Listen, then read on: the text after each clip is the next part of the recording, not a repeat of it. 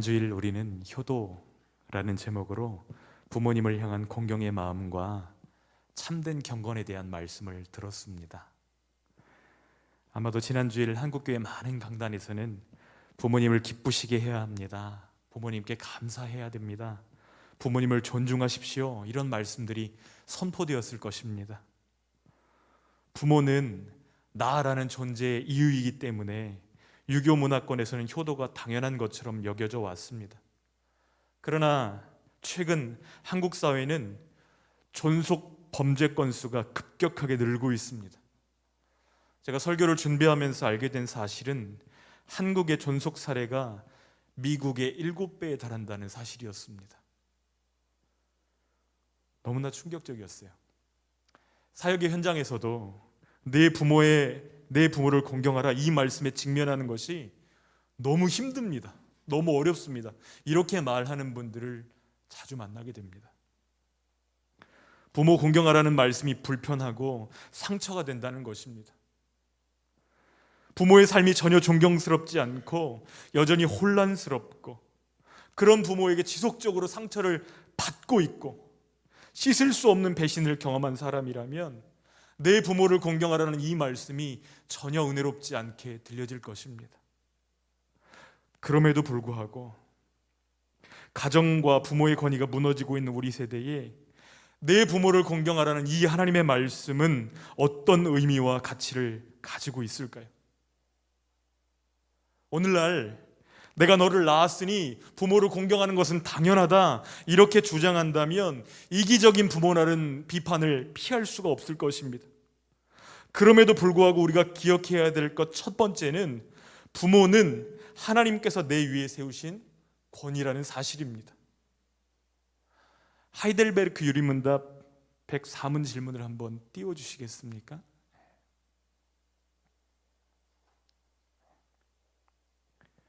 제5계명에서 하나님이 원하시는 것은 무엇인가? 이렇게 질문하는 슬라이드가 하나 있는데요. 천천히 띄워주셔도 됩니다.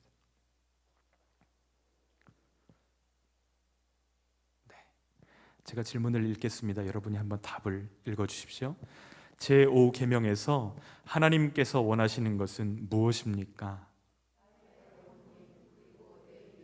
모든 권위에 모든 공경과 사랑과 신실함을 나타내고 그들의 모든 좋은 가르침과 징계에 대해 합당한 순종을 하며 또한 그들의 약점과 부족에 대해서 인내해야 합니다. 왜냐하면 다스리시는 것이 하나님의 뜻이기 때문입니다. 부모의 손을 통해서 그 자녀를 다스리시는 것이 하나님의 뜻이라고 말씀하고 있습니다. 우리는 왜 부모를 공경해야 되는가? 하나님이 세우셨기 때문입니다. 부모는 왕이신 하나님이 세상을 통치하시고 자녀의 삶을 통치하시기 위해 세우신 권위이기 때문에 그렇습니다. 그래서 기독교의 부모 공경은 유교의 효와는 완전히 다른 개념입니다. 로마서 13장 1절 말씀을 같이 읽도록 하겠습니다. 각 사람은 위에 있는 권세들에게 복종하라. 권세는 하나님으로부터 나지 않음이 없나니 모든 권세는 다 하나님께서 정하신 바라. 아멘. 그러나 현대인들의 마음에 권위에 순복하라는 이 말씀은 심각한 저항감을 일으킵니다. 뭐라고 저항하죠? 권위도 권위 나름이지. 함량 미달인 부모, 학대하는 부모, 알코올 중독자인 부모에게도 순종해야 됩니까? 바로 벌떼같이 일어나서 댓글을 달 것입니다. 사람들은 내가 순종할 만한 가치와 자격과 인격이 있는 권위인지를 끊임없이 질문하고 갈등합니다. 그러나 우리가 권위에 순종하는 이유는 한 가지입니다. 누구 때문에요? 세우신 하나님 때문입니다. 사울은 함량 미달의 왕이었습니다. 게다가 그는 다윗을 죽이려 했습니다. 그럼에도 다윗은 사울의 권위에 반역하지 않습니다. 한 번은 사울을 완전히 끝내버릴 수 있는 기회도 있었습니다. 그런데도 그는 그리하지 않았습니다. 사울을 이스라엘의 왕으로 세우신 하나님 때문에 그의 옷깃만을 베었는데 그것마저도 마음 아파했습니다. 사도 바울이 로마서 13장 1절에 모든 권위에 순종하라고 말씀할 때에 당시의 사회는 어떤 모습이었을까요? 로마 역사상 가장 잔인하고 추잡했던 네로가 황제로 있을 때입니다. 어떤 황제죠? 성도들을 꼬챙이에 끼워가지고 태워서 죽이는 악한 왕입니다. 이런 미치광이 네로에게 핍박을 당하고 원형 경기장에서 사자의 밥으로 죽임을 당하면서도 그 권위에 순종합니다. 이유가 무엇이죠? 그 모든 권위 위에 최종 권위이신 하나님을 믿었기 때문입니다. 하나님이 그 위에 계시다. 이것이 그들의 삶의 고백이었던 것이죠. 하나님은 모든 권위의 주인이십니다. 하나님이 사람에게 권위를 주실 때 그 권위의 목적은 섬김에 있습니다. 부모의 권위는 자녀들이 바른 인격으로 자라도록 섬기라고 주신 줄 믿습니다.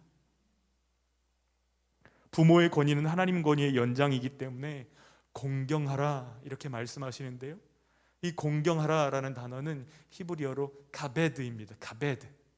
무슨 뜻이냐면 무겁게 여기라라는 의미입니다. 부모의 권위를 무겁게 여기라. 율법의 요약이 10계명이라고 하잖아요. 근데 그 10계명을 요약하면 두 가지죠. 하나님 사랑과 이웃 사랑으로 나눠집니다. 1계명부터 4계명까지는 하나님 사랑에 대해서, 5계명부터 10계명까지는 이웃 사랑에 대해서 말씀하시는데 그 가장 가운데 있는 계명 5계명이 내 부모를 공경하라라는 말씀입니다. 다리와 같은 것이죠. 하나님 사랑과 이웃 사랑의 다리와 같은 역할을 감당하는 것이 바로 5계명입니다. 어떻게 보면 사람과 사람 사이에선 첫 번째로 주어진 계명이요, 그리고 정말로 우리가 부모를 공경하면 하나님께서 우리에게 주신 땅에서 생명이 길리라는 약속이 첨부된 유일한 계명이기도 합니다.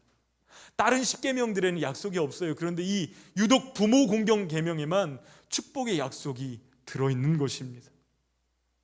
우리와 우리의 자녀들이 그리 되기를 간절히 소원합니다. 잘 되고 장수하게 되기를 소원합니다. 우리가 왜 부모를 공경해야 하는가? 첫 번째는 하나님이 세우셨기 때문이다. 두 번째는 우리가 하나님을 믿기 때문에 그렇습니다. 부모가 공경할 만하지 않더라도 공경하는 마음으로 어머니나 아버지를 섬길 때에 우리의 순종을 통해서 하나님이 변화시킬 것을 믿고 순종하는 것입니다. 그것을 기대하는 것이죠. 사실 나에게 상처를 준 부모님을 안아드리는 것 굉장히 어려운 일입니다. 그런데 팔을 벌려서 연약한 부모님들 안아드릴 때에 약속을 지키시는 하나님을 신뢰함으로 그렇게 하는 것이죠. 에베소서 6장 1절로 3절 말씀을 한번 같이 읽어보았으면 좋겠는데요, 우리 한번 같이 읽겠습니다. 자녀들아, 주 안에서 너희 부모에게 순종하라. 이것이 옳으니라.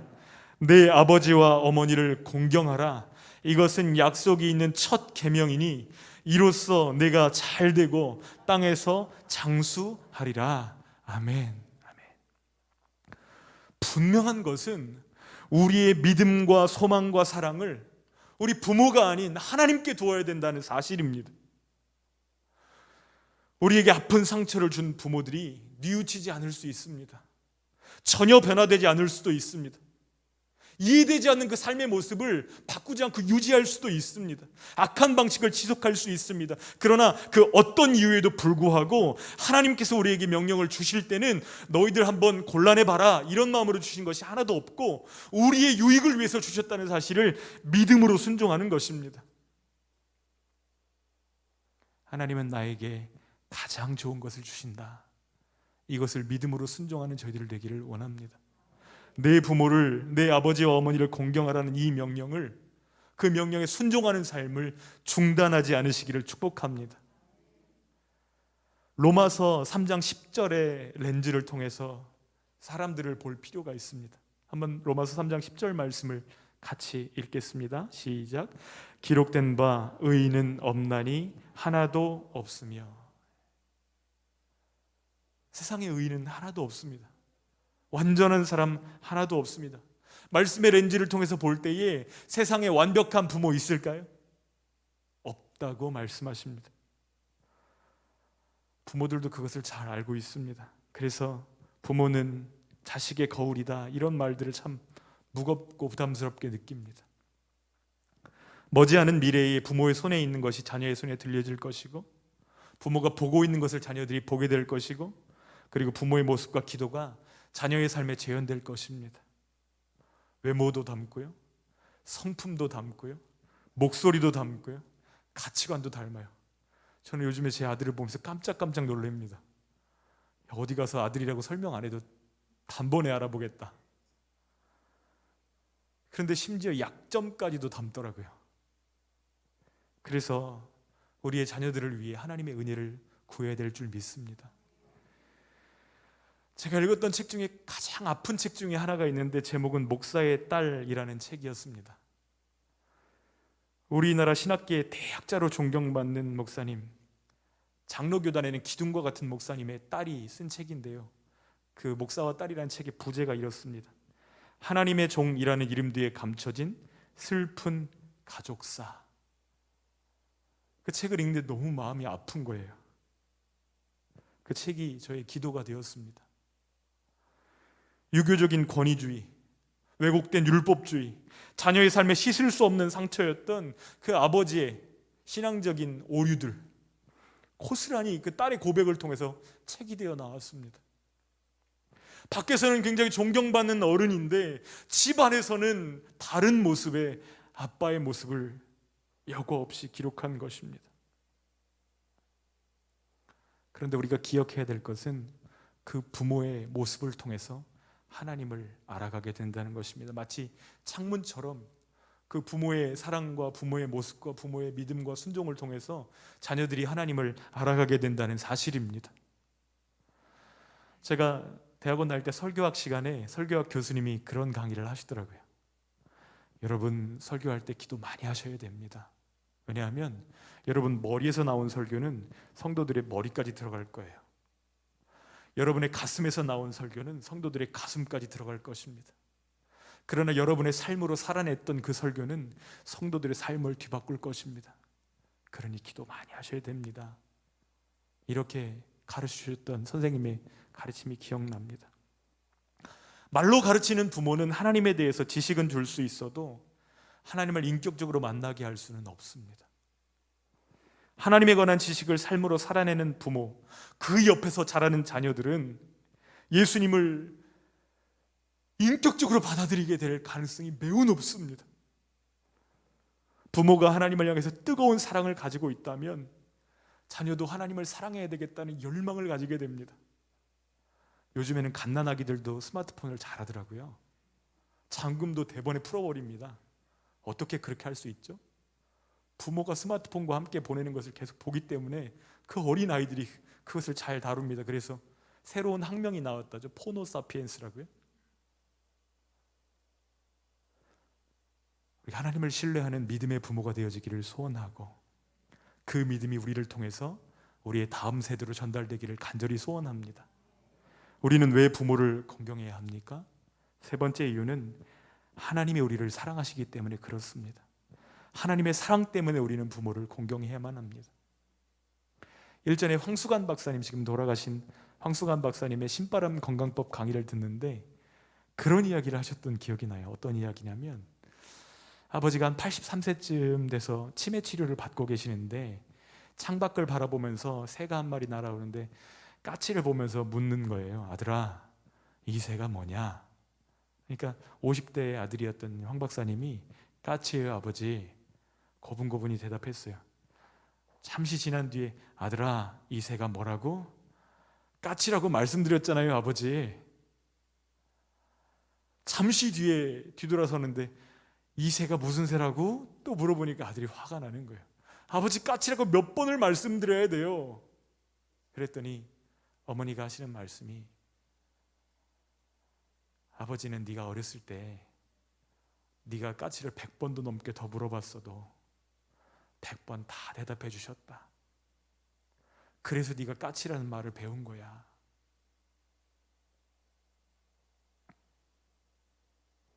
그렇게 기다리시는 아버지 마음이 하나님 마음이 아닐까?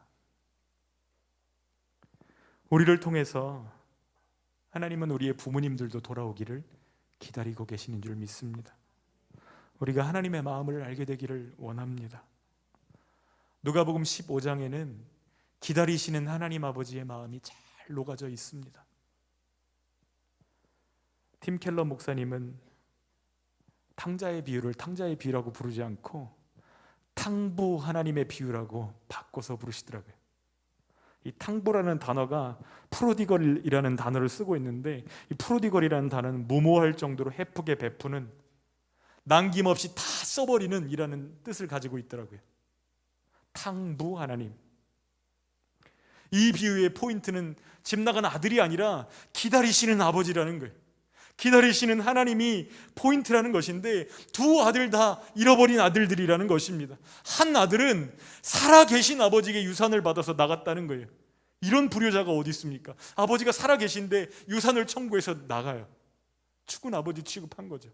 또 다른 한 아들은 아버지와 함께 있습니다. 아버지와 함께 일합니다. 아버지와 함께 밥을 먹고 살아가지만 아버지의 마음은 공유할 수 없는 그런 모습으로 살아가는, 아버지의 마음과 멀리 있는 그 마음으로는 집을 나간 아들인 것이죠. 방법은 다른지 모르지만 아버지에게서 멀리 있는 그 마음은 첫째나 둘째가 모두 같습니다. 그래서 두 아들 다 잃어버린 아들이다, 이렇게 설명합니다. 그럼에도 불구하고 두 아들 다 틀렸지만 둘 다를 사랑하시는 아버지는 그야말로 탕부 아니신가 라는 것이죠. 누가복음 15장에는 세 가지 비유가 연속해서 기록되어져 있습니다. 첫 번째는 잃어버린 양 비유고요, 두 번째는 잃어버린 동전 비유고요, 세 번째는 잃어버린 두 아들의 비유입니다.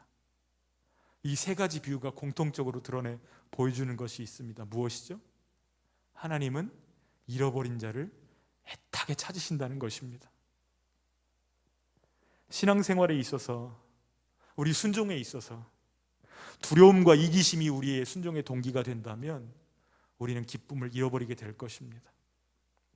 하나님의 사랑이 우리 순종의 동기가 되어진다면 우리는 기쁨이 충만하게 될 줄 믿습니다. 부모 공경, 우리는 어디서 답을 찾을 수 있을까요? 사도행전에 주 예수를 믿으라, 그리하면 너와 내 집이 구원을 얻으리라, 주님이 말씀하셨습니다. 우리만 아니라 우리를 통해서 가족들을 구원하시기로 작정하시는 그 하나님의 사랑 안에 답이 있는 줄 믿습니다. 대개 자식은 부모님을 향해서 양가 감정이라는 것을 갖잖아요. 낳아주시고 길러주시고 하신 그 은혜에 대해서는 감사도 하지만 더불어서 부모에게 정말 내가 감당할 수 없는 그 학대를 당하거나 두려움과 불안감을 느끼는 자녀들도 있습니다. 또 부모로부터 거절당하거나 인정받지 못했던 자녀들은 그 마음에 깊은 상처가 숨어 있습니다. 그 관계에 공허함을 느끼기도 합니다. 그러나 우리를 사랑하시되 영원토록 사랑하시는 하나님, 우리와 함께 하시되 언제나 함께 하시는 하나님, 결코 우리를 버리지 않으시는 하나님, 우리의 마음을 아실 뿐만 아니라 우리에게 모든 것을 은혜로 주시는 하나님의 사랑을 알게 되면 거기서부터 변화가 시작되는 줄 믿습니다. 거기서부터 우리는 육신의 부모를 다시 볼 수 있는 힘을 공급받게 됩니다. 하나님을 통해서 볼 때에 육신의 부모로부터 생겨진 그 쓴뿌리와 상처들로부터 벗어날 수 있는 것이죠. 주님의 손이 우리와 부모님들을 회복시키시는 것입니다. 개인적으로 오늘은 저희 아버님의 생신 날입니다. 오늘 수요 예배가 있어서 가지는 못했습니다. 근데 아버지 생각하면 정말 많이 감사해요. 청소년기에 갈등이 조금 있었습니다. 제가 너무너무 좋아하는 가수의 테이프를 아버지가 끊으셨어요. 제가 거기에 마음을 뺏기고 하나님보다 더 사랑하는 것 같으니까 그걸 끊으셨는데, 제가 후에 예수님을 나의 주님으로 인격적으로 영접한 이후에 아버지가 그때 왜 그러셨을까 곰곰이 생각해 보니까 이해할 수 있도록 주님이 또 귀한 마음들을 부어주시고, 아버지가 나를 사랑하시는 게 맞구나, 그 사랑하려고 하셨던 그 노력들이 사랑으로 받아들여질 수 있도록 제 마음에 이해시켜 주시고 깨닫게 해주시고, 아버지도 굉장히 많이 애쓰고 계시는구나, 이것들을 발견하도록 성령님이 역사하고 계시다는 것을 발견하게 되었습니다. 진짜 회복은 예수님 안에만 있습니다. 아버지가 예수님의 사랑을 알아갈수록 결단하시고 저에게 적용하신 행동이 한 가지가 있는데, 안아주시는 것입니다. 그냥 다 큰 아들을 안아주세요. 언제까지 안아주셨냐면 결혼하고 한참 지나서까지 계속 안아주셨습니다. 아무 말 없이 그냥 끌어 안아주세요. 그러면 그 아버지의 품 안에서 하나님의 사랑을 느낍니다. 아들이 장성해서 장가간 이후에도 한참을 그렇게 안아주신 아버지의 사랑과 마음을 다 이해할 수는 없을 것 같아요. 그런데 그것이 저를 치료하는 것이죠. 한 금융회사의 광고가 생각이 납니다. 40대 미만의 아버지들을 다 불러놓고 그 자녀들을 가지고 있는 아버지들에게 설문조사를 하는데, 제목이 이래요. 아동학습을 통해 얻어지는 아버지의 역할, 이런 제목으로 설문을 합니다. 여러분들도 아마 광고였기 때문에 몇 번은 보셨을 거예요. 아이가 좋아하는 음식은? 아이가 자는 모습을 지켜본 적이 있습니까? 아빠들이 즐거운 마음으로 아이들이 좋아하는 음식을 쓰고 그런 경험들을 설문에 응답을 합니다. 차나 핸드폰, 책상, 지갑에 아이의 사진이 몇 장이나 있습니까? 자기 전화를 뒤지면서 굉장히 즐겁게 아이들의 사진의 숫자를 헤아리고 또 설문에 임합니다. 최근에 아이를 안아본 적이 있습니까? 아이에게 사랑한다고 마지막으로 말한 적이 언제입니까? 이 설문지를 마쳤을 때 또 다른 한 세트의 설문지를 줍니다. 질문은 똑같아요. 대상만 다릅니다. 아버지가 좋아하는 음식은 무엇입니까? 바로 쓸 수가 없는 거예요. 멈칫합니다. 아버지가 주무시는 모습을 지켜본 적이 있습니까? 침묵이 흐릅니다. 차나 핸드폰, 책상, 지갑에 아버지의 사진을 몇 장이나 가지고 있습니까?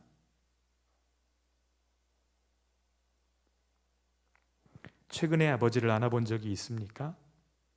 이 질문 앞에서 이제 많은 아빠들이 울기 시작합니다. 아버지를 사랑한다고 마지막으로 말한 적이 언제입니까? 결혼을 하고 자녀를 낳아도 부모님의 사랑을 다 알 수는 없다. 정말 다 알 수 없구나라는 생각을 하게 됩니다. 여러분에게 아직 사랑을 표현할 부모님이 살아계시다면 남은 기회 최선을 다해서 섬기시기를 부탁드립니다. 그러나 지금 내게 그러한 부모님이 계시지 않다 하더라도 공동체 안에 계시는 어르신들 함께 공경하고 돌아볼 수 있기를 소망합니다. 제가 아는 한 권사님 계신데요, 그분은 여선생님이십니다. 5분의 여선생님이 모여가지고 교회를 개척을 하셨어요. 그런데 독신의 은사가 있으신지는 잘 모르겠지만 평생 결혼하지 않으시고 솔로로 교회를 섬기셨는데 가방에는 늘 빵이랑 과자가 가득 들어있어요. 막 이사한다는 소식을 들으면 그 집에 빵이랑 과자를 가지고 달려갑니다. 밥 못 먹었을까 봐 빵 나눠주고 축복기도 해주시고, 교회에 처음 온 아이들이 있으면 과자를 꺼내서 나눠주시고, 늘 그것이 가방에 가득 들어있어요. 그것을 일부러 사서 오시는 것이죠. 그런데 몇 년 전부터 그 권사님이 치매가 진행이 되고 있으십니다. 먼저 숫자 영역의 기억들이 없어지시는 거예요. 숫자를 읽지를 못하시고 숫자를 기억을 잘 못하세요. 어느 날은 제게 전화를 하셨어요. 잠깐 바람 쐬러 나왔는데 비밀번호가 생각이 나지 않아서 문 좀 열어줄 수 있겠냐고 저에게 부탁해 놓으신 게 있어가지고 가면 이제 문 열어드리기도 하고 그러는데, 그런 모습을 볼 때 참 마음이 안타까웠습니다. 요즘 저의 기도는 이렇게 평생을 주님 앞에 또 공동체를 섬기기 위해 헌신한 분들이 아픈 시간들, 특별한 시간들을 보내실 때에 외롭지 않으시도록 하나님 붙들어 주세요 하는 기도들을 드리게 됩니다. 영적인 어머니로 평생을 섬기신 어르신들이, 그 어르신들의 공동체가 돌볼 수 있다면 얼마나 좋을까. 그분들의 돌봄 가운데 공동체가 성장했는데 이제는 공동체가 그분들을 돌아볼 수 있다면 정말 좋겠다. 그런 기도도 드리게 됩니다. 나의 부모님만 아니라 연로하신 어르신들, 영적인 부모님들을 돌보는 일에도 하나님의 약속은 유효한 줄 믿습니다. 이런 사랑과 돌봄을 통해서 교회는 우리가 정말로 하나님의 영적 가족이구나, 이것들을 확인하게 되는 줄 믿습니다. 우리 예본교회도 하나님의 은혜와 사랑이 윗세대로도 전달되고 아랫세대로도 흘러가는 귀한 하나님의 사랑이 전달되는 공동체 되어지기를 간절히 소원합니다. 우리는 왜 부모를 공경해야 하지요? 하나님이 그들을 세우셨기 때문입니다. 우리는 왜 부모를 공경해야 하지요? 그들을 바꾸실 하나님을 믿기 때문입니다. 우리는 왜 부모를 공경해야 하지요? 하나님이 사랑하시기 때문입니다. 중심으로 부모님을 사랑하고 공경하는 우리들 되어지기를 간절히 소원하고 축복합니다. 이 시간에 우리 함께 기도했으면 좋겠는데요. 하나님이 세우셨기 때문에, 하나님을 믿기 때문에, 하나님의 사랑 때문에 부모님을 중심으로 사랑하고 공경하는 우리가 되게 하여 주시옵소서. 나의 부모님뿐만 아니라 우리 공동체 안에 있는 영적인 부모님들에게까지 공경과 사랑과 신실함으로 그들을 섬길 수 있도록 인도해 주시고, 또 그들의 기도를 통해서 우리를 다스리시는 하나님을 바라보는 저희들 되게 해달라고 기도했으면 좋겠습니다. 그리고 무엇보다도 깨진 가정, 아픈 가정들에 한없는 하나님의 사랑을 부어주셔서 부모와 자녀들이 용서하는 역사가 일어나게 하여 주시고 십자가의 회복과 화목이 임하게 하여 주시옵소서. 우리 함께 들으신 말씀을 기억하면서 기도했으면 좋겠습니다. 기도하겠습니다.